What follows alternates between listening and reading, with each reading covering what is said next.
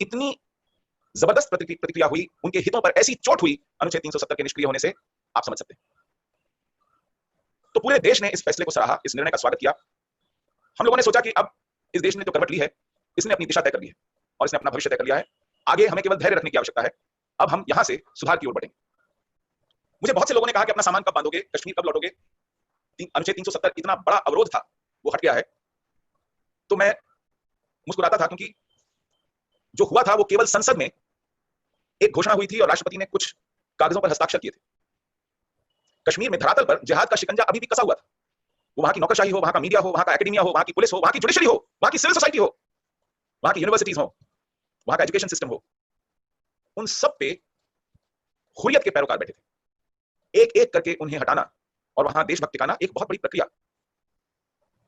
सालों चलने वाली प्रक्रिया थी, क्योंकि अनुच्छेद 370 ने 70 साल का समय दिया था जिहाद को वहां जगह पकड़ने के लिए। तो एक लंबी प्रक्रिया की शुरुआत आवश्यक थी। दूसरी बात जो मेरा कहना था उन सब मित्रों से, और आज भी मेरा आग्रह है, कि इस देश ने हम किन परिस्थितियों में कश्मीर से निकले उसकी ईमानदारी से कभी पुष्टि नहीं की। हमें मानो बाढ़ पीड़ित या भूकंप पीड़ित जैसा मान लिया था। हमें माइग्रेंट कहते थे, प्रवासी।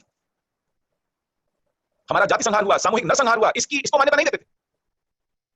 जितने भी जघन्य अपराध हुए वो स्टैंड अलोन नहीं थे। अभी मानो जैसे अजय पंडिता जी को, सरपंच जो सोमवार के दिन जिनका बलिदान हुआ, उसे आप एक अकेली हत्या मान के नहीं टाल सकते। वो 30 सालों में होती आ रही हत्याओं की कड़ी में एक कड़ी और जुड़ गई। और जब आप इसको इस चित्र में, इस बड़े चित्र में देखेंगे, तब आपको समझ आएगा कि जाति संहार क्या होता है, समुदाय का संहार क्या होता है। इसको अंग्रेजी में जेनोसाइड कहते हैं। आप उस जेनोसाइड को मानने को तैयार नहीं, उस पर लीपापोती कर रहे हैं, उससे आंखें मिचा रहे हैं।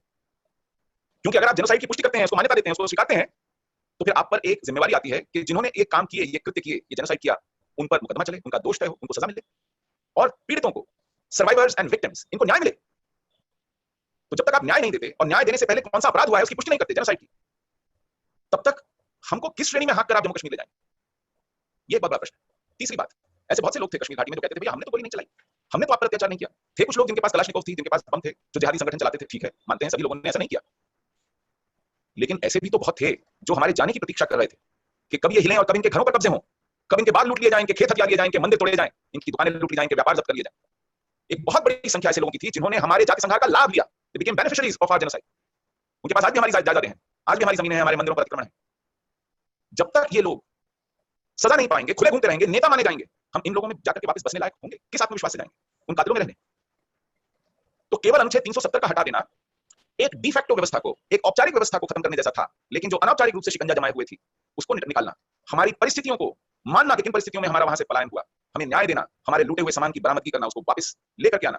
क्योंकि वो लूटा हुआ सामान अगर आप उसका सुख भोगने देंगे तो एक इंसेंटिव बन जाता है कि चलिए अगली बार जब मौका लगा फिर लूट लेंगे, क्योंकि लूटा हुआ सामान कोई वापस जब्त नहीं करता। ये सब प्रीरेक्विजिट्स हैं हमारे वापस आने के, लेकिन इस और ध्यान नहीं दिया गया, बल्कि कुछ और होने लगा। जैसे अभी हाल ही में 31 मार्च को सरकार ने एक गैजेटेड नोटिफिकेशन जारी की।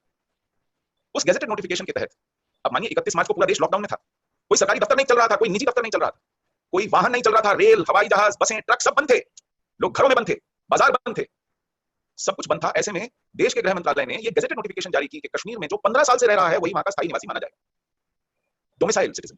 और वह डोमिसाइल सिटीजन, वो स्थायी निवासी जम्मू कश्मीर राज्य की सभी सरकारी नौकरियों पर एक अधिकार रखेगा, आधिपत्य रखेगा, मोनोपोली रखेगा। मुझे समझ में नहीं आया, किसी ने मांगा नहीं था इसको, कोई सोच भी नहीं सकता कि जिस देश में, जिस राज्य में 70 सालों से ज्यादा 370 अनुच्छेद की किलेबंदी रही, जिसको ढाने में 70 साल लग गए, वहां 15 साल के डोमिसाइल की नई दीवार खड़ी कर देंगे। और देश जो अभी तक जम्मू कश्मीर राज्य में झांक भी नहीं पाया है पिछले 6 महीनों में, उसको आप फिर कश्मीर राज्य से बाहर निकाल करेंगे। आखिर क्या उसका प्रभाव पड़ेगा? यही प्रभाव होगा ना। और यदि सारी सरकारी नौकरियों में आपने एकाधिकार रख दिया, 15 साल से जो जम्मू कश्मीर रह रहे हैं उनका, ये तो बहुत बड़ी बात है। छात्रवृत्तियां तो फिर छोटी बात है, कल को शासन आएगा, कहेगा छात्रवृत्तियों पर भी एकाधिकार हो, एडमिशन पर भी एकाधिकार हो, टेंडर्स के ऊपर ठेकों को अप्लाई करने पर भी एकाधिकार हो, जमीन खरीदने पर भी एकाधिकार हो, दुकान खरीदने पर भी एकाधिकार हो। ये एकाधिकार डोमिसाइल्स के लिए अगर रिजर्व रख दिया जाता है तो ये रिजर्वेशन की लिस्ट देखते देखते बढ़ती जाएगी, और बढ़ती चली गई तो फिर 370 पिछले दरवाजे से वापस आ जाएगा। निकालने की क्या आवश्यकता थी? क्यों कर रहे हैं ये सब? 31 मार्च को जो नोटिफिकेशन आया उसमें हिंदुओं के बड़े हिस्सों को भी बेदखल कर दिया गया। केवल जम्मू में रजिस्टर्ड जो हिंदू स्थापित हैं कश्मीर घाटी के, उनको यह हक दिया गया। जिन्होंने जम्मू से बाहर रजिस्ट्रेशन की, वो जिन्होंने रजिस्ट्रेशन ही नहीं की, उन्होंने सरकारी आश्रय पर रहना मंजूर नहीं किया, अपने बूते रहे, वो, इस सबको ठीक करने में 45 दिन लग गए। इस तरह की हरकतें हमने होते देखी हैं पिछले 1.5 महीने में। तो आप खुद अंदाजा लगाइए कि ये कमजोरी हम क्यों दिखा रहे हैं और कहां कहां दिखाएंगे। यही नहीं, 10 फरवरी को राज्य सरकार ने घोषणा की कि जिन पंचायतों में चुनाव नहीं हुए थे, जहां सरपंच नहीं चुने गए थे, जहां जिला अध्यक्ष नहीं चुने गए थे, वहां चुनाव किए जाए। 10 फरवरी को ये घोषणा की गई। 13, 15 और 17 फरवरी को शेड्यूल अनाउंस किया गया, कब नामांकन भरेंगे, कब वोटिंग होगी, कब काउंटिंग होगी, कब डिक्लेयर किए जाएंगे रिजल्ट। इस सबका शेड्यूल 17 फरवरी तक आप घोषित कर रहे हैं। 18 फरवरी को एकाएक कहते हैं चुनाव रद्द। क्यों भाई? कश्मीर में तो स्थितियां सामान्य थी, कहीं कोई कर्फ्यू नहीं था, कहीं 144 नहीं थी। एकाएक ये कैसे हुआ? किसने कराया? तो याद पड़ता है कि साहब 8 फरवरी को एक सज्जन है अल्ताफ बुखारी, महबूबा मुफ्ती के फाइनेंस मिनिस्टर हुआ करते थे। उन्होंने एक नई पार्टी की घोषणा कर दी है जिसका नाम है अपनी पार्टी, जिसमें नेशनल कॉन्फ्रेंस, पीडीपी, कांग्रेस से तोड़कर टूटकर निकालकर बाहर किए गए लोगों ने मिलाकर प्रधानमंत्री का कुंबा जोड़ा है। संडे 8 फरवरी को ये कश्मीर में घोषणा करते हैं कि हमने पार्टी बना ली। 13 फरवरी को दिल्ली आ धमकते हैं प्रधानमंत्री इनके 24 लोगों के डेलीगेशन के साथ मिलते हैं, 1 घंटा मिलते हैं। 17 फरवरी को हमारे गृह मंत्री 2.5 घंटा मिलते हैं इस 24 लोगों के डेलीगेशन के साथ अल्ताफ बुखारी से, और अगले दिन 18 फरवरी को चुनाव टाल दिए जाते हैं, कैंसिल हो जाते हैं। 12 फरवरी को रॉ के भूतपूर्व अध्यक्ष अमरजीत सिंह दुल्लत कश्मीर जाते हैं चुपके से, फारूक अब्दुल्ला से मिलते हैं। 10 मार्च को उनकी पब्लिक सेफ्टी एक्ट के अंतर्गत 6 महीने की नजरबंदी बढ़ाई जाती है, लेकिन 13 मार्च को उन्हें रिहा कर दिया जाता है 3 दिन बाद। 1 हफ्ते बाद बेटे को भी रिहा कर दिया जाता है उमर अब्दुल्ला, और 31 मार्च को ये डोमिसाइल का नोटिफिकेशन आ जाता है। कश्मीर में अपने ही किए कराए पर पानी फेरने जैसा दिखाई देने लगता है। आप डोमिसाइल में कश्मीर के लोगों को कहते हैं कि जो 15 साल रह चुका वो यहां का स्थायी नागरिक होगा और उसके ऊपर विशेषाधिकार दिए जाएंगे। कश्मीर में नागरिकता का हक अगर सबसे पहले किसी को मिलना चाहिए तो वो उन लोगों को मिलना चाहिए जिन्होंने अपने परिवार के प्रियजन वहां खोए हैं। देश का कोई ऐसा जिला नहीं है जिसने अपना बेटा, अपना भाई कश्मीर में भारत की रक्षा के लिए न खोया हो, खून न बहाया हो, अपने हाथ पांव, आंख, नाक न खोए हो। ऐसे लोगों का ध्यान नहीं है। पुलवामा में 40 सीआरपीएफ जवान जिनके चिथड़े उड़ा दिए गए, उनके परिवार का हक बनता है कश्मीर में नागरिकता का सबसे पहले। जिन्होंने जान हथेली पर रखकर राष्ट्रीय राइफल्स में 3-3 साल, 6-6 साल नौकरी करके सेना की वहां देश की हिफाजत की, उनका हक बनता है। यदि कश्मीर में विशेषाधिकार किसी को मिले तो सबसे पहले भारत मां के उन बेटों को मिलने चाहिए जिनके कारण आज कश्मीर भारत का अभिन्न अंग बना हुआ है, और आप हमें कह सकते हैं कि ये भारत का अभिन्न अंग है। लेकिन उन्हें खुश करने के लिए नहीं बना, ये अल्ताफ बुखारी और फारूक अब्दुल्ला जैसे लोगों का दिल जीतने के लिए बना, और ऐसे लोग आसानी से भुला दिए गए और 15 साल की दीवार खड़ी कर दी गई। हाँ, उसमें एक प्रोविजन ये भी है कि जिस केंद्रीय सरकार के कर्मचारी ने वहां 10 साल काम किया हो वो भी अधिकारी है। आपको मालूम है केंद्र सरकार में काम करने वाले लोगों के जॉब ट्रांसफरेबल होते हैं। लगातार 10 साल कौन काम करता है? और कश्मीर में यदि किसी केंद्र सरकार के कर्मचारी का स्थानांतरण हो जाए, वो तो बेचारा साल भर क्या महीनों के अंदर अपना ट्रांसफर वापस कराने की जरूरत में रहता है। 2 साल 3 साल निकाल लिए बहुत है। तो आप ये किसे मूर्ख बना रहे हैं कि 10 साल लगातार नौकरी अगर कश्मीर में कर ली तो आपको भी ये विशेषाधिकार मिलेगा? इस तरह के ऊल जरूल निर्णय 31 मार्च की उस गैजेट नोटिफिकेशन में दिखाई पड़े। पहली अनाउंसमेंट में तो सिर्फ लेवल 4 के जॉब्स बताए थे, लेकिन 3 दिन के अंदर ही 4 अप्रैल को एक नोटिफिकेशन आती है कि सभी नौकरियों के ऊपर एक अधिकार होगा। ये कौन है जो सरकार को अपनी ही गैजेट नोटिफिकेशन पर पलटी मारने को मजबूर करता है 3 दिन के अंदर? ये कौन सी कमजोरी है कि जब आप संसद में निर्णय की घोषणा कर रहे हैं कि कश्मीर में 2 केंद्र शासित प्रदेश होंगे, लद्दाख यूनियन टेरिटरी और Jammu and Kashmir union territory, लेकिन दूसरी सांस में आप ये कहने को मजबूर हैं कि हम इसको पुनः राज्य भी बना सकते हैं, इस पर पुनर्विचार भी कर सकते हैं। क्या आप राज्य और केंद्र शासित प्रदेश रूटीन में सुबह शाम बनाते हैं, बदलते हैं? ये ऐसे सोच समझ कर लिए गए फैसले हैं जो आदतन मौसम के साथ नहीं बदलते हैं। और जब आप इन्हें इस तरह बदलने की पेशकश करते हैं तो दुश्मन भाप जाता है कि आपके अंदर किस तरह का उहापोह चल रहा है, आप कितने टेंटेटिव हैं या आप कितने अड़िग हैं इस फैसले पर। तब आप लगभग न्योता देते दिखाई पड़ते हैं कि आइए हम पर दबाव डालिए, हम शायद बदल भी दें, और वो दबाव आने शुरू हो जाते हैं। तो कश्मीर में सबसे बड़ी विकट समस्या यह है कि जो अभूतपूर्व फैसले अगस्त 5 को हुए, जिनके कारण यह देश एकाएक मानो बदल गया था एक नए नेतृत्व के अंदर, वो लगा कि फिर उसी पुराने ढर्रे पर दिल जीतने निकल पड़ा है जिहाद का। फिर से रियायतें देता दिखाई पड़ रहा है, फिर से डोरमैट की तरह बिछ रहा है, फिर से अपनी ही की हुई घोषणाओं को लीपापोती करके बदल रहा है, फिर से भारत को कश्मीर जाने से रोक रहा है। आप 15 साल का डोमिसाइल लगाएंगे, चलिए देश भर में डोमिसाइल है। पंजाब में 0 साल का है डोमिसाइल। अगर आप वहां रहते हैं और किसी तहसीलदार के पास, किसी सरपंच के पास जाकर के सर्टिफिकेट मांग लें कि साहब ये मेरा पता है, मैं किराए पे रह रहा हूं, अपनी जगह नहीं, आपको डोमिसाइल सर्टिफिकेट दे देगा, कभी भी दे देगा। छत्तीसगढ़ में 0 साल का डोमिसाइल है, मेघालय जैसे राज्य में 0 साल है, तेलंगाना में 0 वर्ष, उड़ीसा 1 वर्ष, दिल्ली, यूपी, बिहार 3 वर्ष, कर्नाटक, तमिलनाडु 5 वर्ष का डोमिसाइल है, आंध्र 6 वर्ष का डोमिसाइल है, महाराष्ट्र 10 साल का डोमिसाइल। कश्मीर एक नशेड़ी को आप रिहैब में लाए, एक अल्कोहलिक को 5 अगस्त को निकाल के, और 31 अगस्त से आपने फिर उसको नशा देना शुरू कर दिया। 15 साल का डोमिसाइल, सभी सरकारी नौकरियों पर एक अधिकार, बात गले नहीं उतरती। तो यह दिखाई पड़ता है कि मानसिकता नहीं बदली है। 5 अगस्त को एक निर्णय लिया गया था, वो शायद एक अजूबा था, it was flash in the pan, सपना था, ऐसा भय लगने लगता है, और उसके नतीजे भी साफ दिखने लगे। मार्च के ही महीने में, अप्रैल के महीने में, सॉरी डोमिसाइल, मार्च के महीने में डोमिसाइल आने से कुछ दिन पहले और फारूक अब्दुल्ला के छोड़े जाने के कुछ दिन बाद सोपोर में एनकाउंटर हुआ। 5 अगस्त के बाद जितने भी एनकाउंटर हुए थे, कोई पत्थरबाजी नहीं हुई, कोई जलसे नहीं निकले, कोई जुलूस नहीं निकले, लेकिन मार्च में सोपोर में एनकाउंटर हुआ, लॉकडाउन को तोड़ती हुई 1000 लोगों की भीड़ ने जनाजा निकाला फिर से, जो 5 अगस्त से पहले के वाकये थे, रिपीट होने लगे। फिर से भारत विरोधी नारे, फिर से भारत विरोधी झंडे, फिर से जिहाद। तो कश्मीर में क्या हो रहा है इसके प्रति देश आगाह हो, सचेत हो, नेतृत्व से सवाल पूछे, सफाई मांगे। आज इसकी आवश्यकता है, क्योंकि मुझे लगता है कि यदि हम इस बार चूके, इस बार कमजोरी दिखाई, तो फिर ये मुद्दा हाथ से निकल जाएगा। इस बार अगर हम दृढ़ नहीं रहे तो फिर हम बहुत पीछे चले जाएंगे। हमने कश्मीर में अपना बहुत खून बहाया है, बहुत बेटे खोए, बहुत से सैनिक अकाल मृत्यु को प्राप्त हुए हैं, बहुत से परिवार उजड़े हैं इस देश को बचाने और उजड़ रहे हैं, और बलिदानों की कमी नहीं है इस देश में, लेकिन ये जाने व्यक्त करने लायक नहीं है। एक एक जान कीमती है, और इसलिए हमें अपने नेतृत्व से, अपनी सरकारों से, अपनी व्यवस्था से ये प्रश्न पूछने पड़ेंगे, इस पर जवाब तलब करना पड़ेगा। कश्मीर पूरे देश का है, केवल कश्मीर का नहीं है, और पूरे देश का उसमें स्टेक दिखाई पड़े, एक एक देशवासी इस पर चिंता व्यक्त करे। आज उसका समय आ गया, उसकी नीतियों पर, उनके निर्णयों पर महीन जांच हो, कड़ी नजर रखी जाए, कोई कोताही होने की गुंजाइश ना हो। आज इसकी आवश्यकता है। मैंने अपने समय से थोड़ा अधिक समय लिया, मुझे 45 मिनट बोलना था, आपने बहुत धैर्य से मुझे सुना, इसके लिए मैं आपका आभारी हूं। यदि आपके कुछ प्रश्न हो और वो बहुत कठिन ना हो तो मैं उत्तर देने की कोशिश करूंगा। बहुत बहुत धन्यवाद। आपने आखिर में कहा कि हमारी दृढ़ता और ये सरकार से हमें पूछना पड़ेगा, जवाब उनको जवाब देनी पड़ेगी। इससे हमारी आप क्या अपील करेंगे लोगों से जो वीडियो सुनेंगे आगे? कैसे पूछें? मतलब सिर्फ ट्विटर फेसबुक पे पूछने से और वहां भड़कने से हमारा कुछ होता नहीं है, और पता नहीं करें क्या हम लोग, हमारे हाथ में है क्या? नहीं, देखिए, मुझे लगता है कि आज हमारा समाज ज्यादा कनेक्टेड है, ज्यादा जागरूक है, और हम सामाजिक संगठनों में जुड़े हैं, अपने सांसदों से, अपने विधायकों से, अपने राजनीतिक दलों से, अपने मीडिया से जुड़े हैं। हमें अपने सार्वजनिक विषयों पर, देश के विषयों पर रुचि लेना शुरू करना पड़ेगा। जब तक हम इसके प्रति उदासीन रहेंगे, इनकी उपेक्षा करते रहेंगे, हम वही पुराने 70 साल जैसे बीते हैं, ठोकरें खाते, खून बहते, उसकी पुनरावृत्ति होती रहेगी। तो हमारा एक सजीव सजग लोकतंत्र है, इसमें बहस की गुंजाइश है, इसमें आलोचना की गुंजाइश है।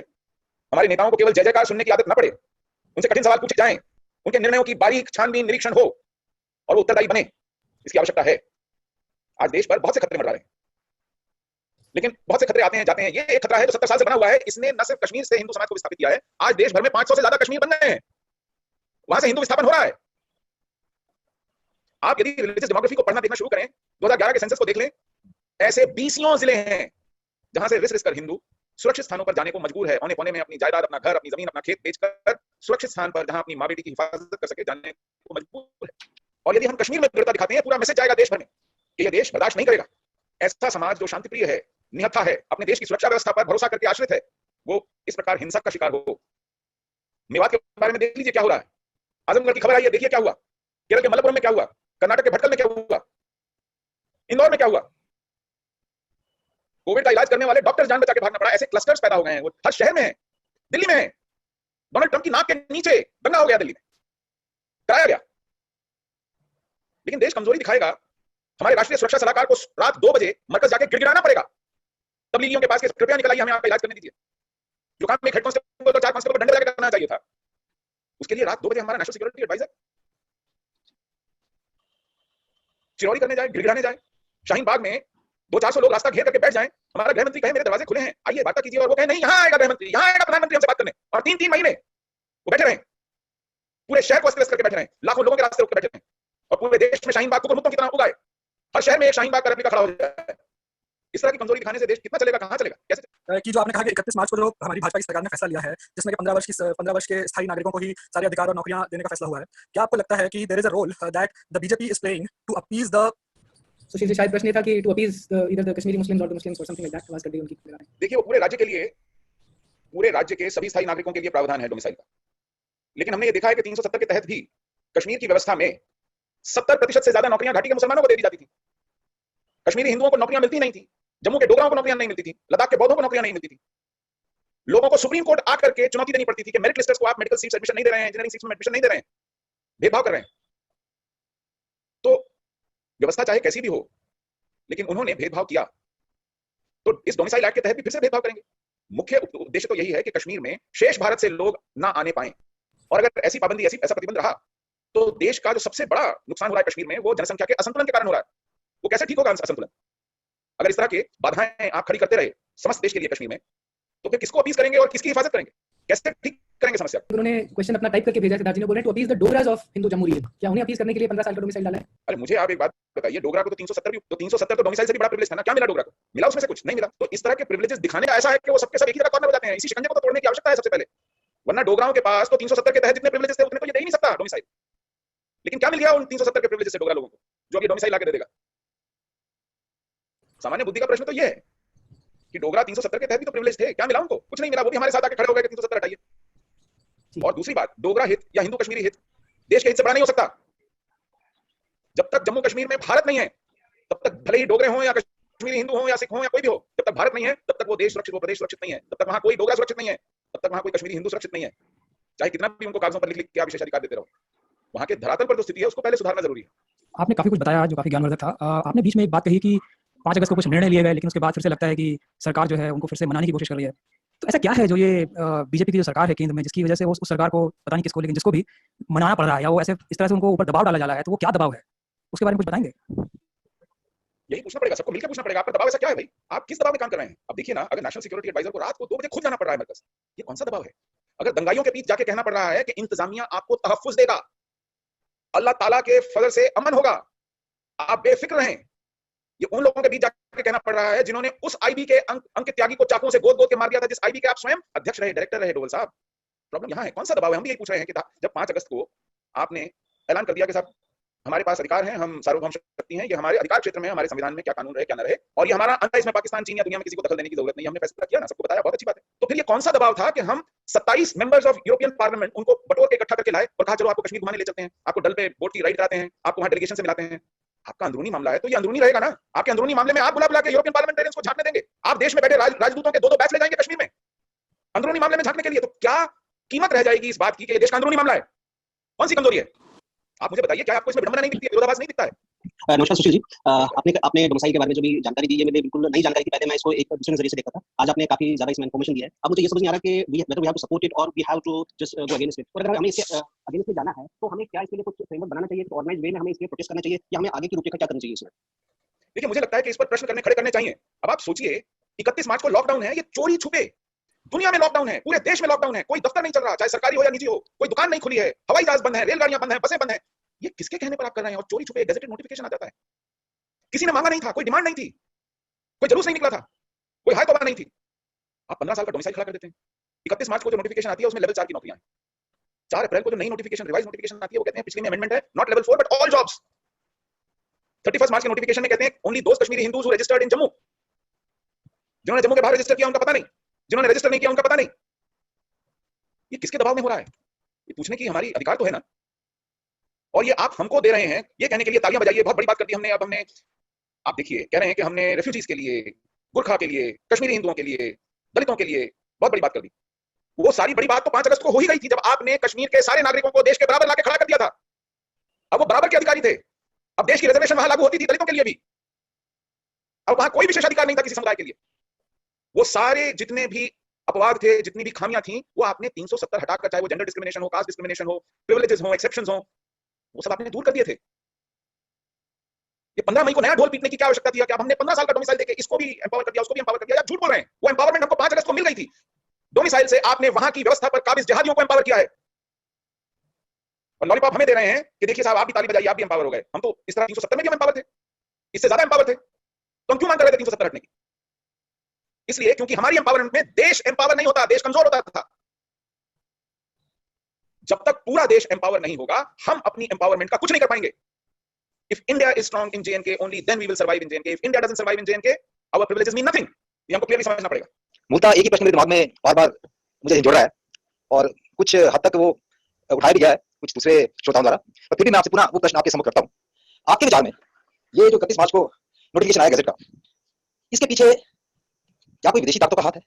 ब्रिटेन का, यूरोपियन पावर्स का, अमेरिका का, जो एक्स इंपीरियलिस्ट पावर्स है, जो कॉलोनियल पावर्स है, एक्स कॉलोनियल पावर्स है? अच्छा, एक तो ये प्रश्न आप नहीं मानते। दूसरी बात, फिर ये मैं इसलिए नहीं मानता क्योंकि ये पावर्स खुद, जी बोलिए। हाँ जी, दूसरा प्रश्न ये है कि अगर ऐसा हुआ है, और मुझे बिल्कुल आपकी बात से बिल्कुल ये अच्छी तरह से समझ आ गया ये कि ये it is a kind of VoLTE face, कि जो आर्टिकल 370 की स्क्रैपिंग में अचीव करना था, ये तो उसको बिल्कुल ही बाईपास कर देगा। It is going to defeat the purpose of abrogation of article 370। आप एक कदम आगे चल के 2 कदम पीछे हट रहे हैं। हाँ जी हाँ, और इसमें मैं विदेशी ताकतों को दोष इसलिए नहीं दूंगा बिल्कुल भी। देखिए, हम लोग विदेशी ताकतों के माथे ये नहीं मर सकते। मुझे याद है 5 अगस्त को जो हमने फैसले किए, कश्मीर को, जम्मू कश्मीर राज्य को, और जम्मू कश्मीर राज्य को 2 केंद्र शासित प्रदेशों में हमने बांटा, लद्दाख का केंद्र शासित प्रदेश बनाया, जम्मू कश्मीर का केंद्र शासित प्रदेश बनाया। चीन गया सुरक्षा परिषद में, एक बार नहीं 3 बार गया 5 महीनों में, खाली हाथ लौटा, अपमानित होकर लौटा। तो विदेशी ताकतें आपके साथ खड़ी हैं। पाकिस्तान गया, गुर्राया, पाकिस्तान के प्रधानमंत्री ने सार्वजनिक बयान दिया कि हम अलग थलग पड़ गए हैं। ये हमारी डिप्लोमेसी की जीत थी, हमारे नेतृत्व की जीत थी, हमारी राजनीति की जीत थी, हमारे सुरक्षा बलों की जीत थी। 9 महीने कश्मीर में एक नागरिक सुरक्षा बलों की गोली से निर्दोष नागरिक नहीं मारा गया। स्कूल कॉलेज खुले, बाजार खुले, दफ्तर चले। जब तक लॉकडाउन नहीं आया सब कुछ सामान्य चल रहा था। अखबार पढ़ रहे थे, टेलीविजन चैनल्स चल रहे थे। शाहीन बाग में हमारी कमजोरी आप विदेशी ताकतों के मत्थे मरेंगे। इन 200-400 सिरफिरों को दिसंबर के महीने में 3 फायर टेंडर्स लगा के पानी की बौछार मारनी थी। हम किस मुगालते में थे कि ये शाहीन बाग का तमाशा खड़ा करके दिल्ली चुनाव जीत लेंगे? न माया मिली न राम। आपने उस शाहीन बाग का मैकडोनाल्डाइजेशन होने दिया। जैसे मैकडोनल्ड्स के आउटलेट खुलते हैं, रेप्लिकेट होते हैं, तमिलनाडु के कोयम्बटूर में शाहीन बाग का रेप्लिकेशन हो गया, यहां मेरे घर के बाहर हो गया, दिल्ली में आधा दर्जन से ज्यादा शाहीन बाग शुरू हो गए। और ये देश खड़ा खड़ा बेबस देखता रहा कि रास्ते रोके जाएंगे। आप उन रास्ते रोके जाने का विरोध करोगे तो दंगे कराए जाएंगे, आप गिड़गिड़ाओगे, लेफ्टिनेंट गवर्नर बोलेगा कि आइए बैठिए, 4-4 घंटे बैठ के बात करेगा, सुप्रीम कोर्ट वहां पर अपने नुमाइंदे भेजेगा, जरा पूछो, मिजाज कुर्सी करो। वो बिना परमिशन के एक पब्लिक स्पेस में रास्ता रोक के बैठे थे, कोई हक नहीं बनता था उनको इस तरह प्रोटेस्ट करने का। और आपने वो 3 महीने 3.5 महीने चलने दिया। आप तो तब भी नहीं उठाते, तो कोविड की वजह से उठना पड़ा इन लोगों को। ये कौन सी लाचारी है? कौन तय करेगा इस देश को कब लाचार होना है, कब बेबस? प्रश्न आ रहे हैं लिखे हुए, वो बोलना नहीं चाहिए। तो सिमिलर तरह के सवाल है, what's the relationship between Ram Madhav of RSS and Altaf Bukhari? Are Kashmiri happy with this? दूसरा सॉर्ट ऑफ रिलेटेड है, क्योंकि आरएसएस और बीजेपी की पॉलिटिक्स से रिलेटेड है कि क्या बीजेपी और आरएसएस की को कश्मीर की अंडरस्टैंडिंग नहीं है, या फिर ये सिर्फ बीजेपी के इलेक्टोरल गेन्स के लिए हो रहा है, for decisions to protect Jitendra Singh and Nirmal Singh? तो अगर आप दोनों सवाल करके लेना। जिन महानुभावों के नाम लिए, उनके आपस में क्या रिश्ते हैं डिबेट करना चाहूंगा, ना सार्वजनिक रूप से, क्योंकि हम लोग व्यक्तियों को डिस्कस ना करें, हम लोग इश्यूज डिस्कस करें। उनकी आपस में कितनी यारी दोस्ती है, क्या लेन देन है, वो जाने, मुझे उसमें ना कोई रुचि है, ना ये हमारा विषय होना चाहिए। दूसरी बात, कितनी समझ है कश्मीर के विषय में संघ में और भाजपा में, मैं इस पर क्या टिप्पणी करूं? पूरे देश में 370 अनुच्छेद पर जन जागरण का काम यदि किसी एक राजनीतिक दल ने किया या किसी एक सामाजिक सांस्कृतिक संगठन ने किया, तो वो बीजेपी और आरएसएस हैं। जिन्होंने कभी संविधान की पुस्तक उठा के नहीं देखी, उनको आप नींद से जगा के पूछो कि 370 यानी, तो वो बता देगा जम्मू कश्मीर। जब इतना मेहनत की, तो फिर क्या मजबूरी है, क्या नासमझी है, या क्या स्वार्थ है, या क्या भ्रम है, क्या कहा जाए? मुझे लगता है कि जब आप विमर्श की गुंजाइश नहीं रहने देते, निर्णय लेने की प्रक्रिया में जब विमर्श नहीं रहता, जब बहुत छोटे से दायरे में सिमटे हुए लोग अपनी कभी कभी अपने पूर्वाग्रहों के कारण निर्णय ले लेते हैं, या अपनी क्षणिक लाभ हानि के मोल तोल में निर्णय ले लेते हैं, तो देश को वो बहुत महंगे पड़ते हैं। इतना ही कहना चाहूंगा। तो सुशील जी से ही मेरा सवाल है, इनकी बातों को तो मैं बहुत सुनता रहता हूँ, यूट्यूब भी देखता रहता हूँ, बट इस बार जो उन्होंने कहा उससे मुझे काफी तकलीफ हो रहा है। मैं बीजेपी को अभी सपोर्ट कर रहा हूँ। ये बोलना चाहता हूँ कि यदि जो भी गवर्नमेंट काम कर रही है, डेफिनेटली हर गवर्नमेंट की एक कंपल्सन होती है, and we should give a time that they know the best. यदि हम लोग इसी तरह से क्रिटिसाइज करना शुरू करेंगे, तो डेफिनेटली आपके कहने के बाद मुझे लगता है कि कांग्रेस को वोट देना चाहिए, और जो 70 साल तक होता रहा अभी भी वही होगा। If that is what we want, then we should criticise. भाई let us give them a chance, let them do whatever best they can do it. Compulsion तो हर जगह है, 50 प्रॉब्लम्स है, अब किसको जाकर के गवर्नमेंट सॉल्व कर सकती है? तो मेरा सवाल ये है कि यदि ये गवर्नमेंट चली गई, तो 370 के आने के कितने चांसेस हैं? Please give me response to this. मतलब मैं आपसे ये नहीं कह रहा कि हमारे प्रधानमंत्री का कोई विकल्प अभी मौजूद है तो कृपया उसको वोट दीजिए, या इस सरकार का विकल्प ढूंढना शुरू कीजिए। मैं ये नहीं कह रहा। मैं ये भी नहीं कह रहा जो आप सुझा रहे हैं कि चलिए साहब अगली बार कांग्रेस को वोट दीजिए। लेकिन मैं ये भी नहीं कह रहा कि अपनी आंखें फोड़ के बैठ जाइए, अपने कान बंद कर लीजिए, तेल डाल के सो जाइए कानों में। आपने वोट दे दिया, जिता दिया, अब वो काला सफेद जो करे सब मंजूर है। मतलब इन दो एक्सट्रीम्स के बीच में कोई और ऑप्शन दिखता ही नहीं आपको कि या तो कांग्रेस को वोट दे दें, उस कांग्रेस को वोट देने जिसने पिछले मैनिफेस्टो में लिख करके कहा था कि हम 370 को डिफेंड करेंगे, 370 बनाए रखेंगे, या फिर इन लोगों की हर लीपापोती को सर आंखों पे रख के कहें बहुत बढ़िया, बहुत बढ़िया, बहुत अच्छा किया, बहुत अच्छा किया। 6 साल हो गए ना इस सरकार को। मुझे बताइए, एक रोहिंग्या को निकाला है जम्मू से, क्या मजबूरियां हैं? क्या मजबूरियां हैं कि रोहिंग्या के पास आधार कार्ड आ गए हैं, बैंक अकाउंट खुल रहे हैं? हर बात पर लीपापोती करके कहना कि या तो मैं कांग्रेस को वोट दूंगा वरना यहां दंडवत होकर के डोरमैट हो जाऊंगा। मतलब इन दो एक्सट्रीम्स के बीच में मेरे पास कोई ऑप्शन नहीं है। ये कोई मानसिकता स्वस्थ मानसिकता है कि मैं सरकार की कामों पर नजर न रखूं, उनसे जवाबदेही न मांगूं, उनके काम में और सुधार कैसे हो सकता है इस पर चिंता न करूं, उनकी गलतियों पर उनको टोकूं ना, गले में ढोल लटका करके भांड बन जाऊं और उनके गीत गाता फिरूं। केवल एक ऑप्शन है, वरना कांग्रेस को वोट दे दूं। ये कमाल है। एक स्वस्थ लोकतंत्र में हम लोग अपनी जो मेंटल फैकल्टीज हैं, हमारी जो वैचारिक क्षमता है, हमारी जो आलोचनात्मक क्षमता है, हमारी जो काम करने की क्षमता है, हम सरकार के समर्थन में खड़े होना। 5 अगस्त को जो सरकार ने किया, पूरा देश समर्थन में उठा हुआ, पूरा देश सरकार के साथ खड़ा है। वो कहते हैं बालकनी में निकलते ताली बजाएं, थाली बजाएं, बजाते हैं, दिया जलाएं, जलाते हैं।